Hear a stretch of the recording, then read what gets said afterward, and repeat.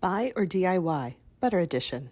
So 16 ounces of butter is $3.99 and 16 ounces of heavy cream is $3.49 from the same brand. So we can quickly calculate that it's not cheaper to make your own butter.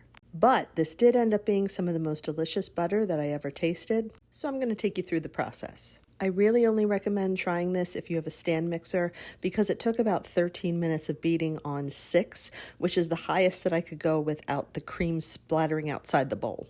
I also felt compelled to scrape down the bowl and beat her twice. I don't know if this is necessary, but I felt the need. For me, it was clear when it was done because all the butter got stuck inside the beater, leaving the buttermilk in the bowl. I got just under 8 ounces of buttermilk, but I probably could have gotten a little more if I would have saved the buttermilk that came out of the butter when I squeezed it. Once it turns to butter, you do have to squeeze it to make sure you get all the buttermilk out, and it's also recommended that you rinse it. By the way, that buttermilk is going in the fridge, and I foresee a homemade ranch dressing in my future.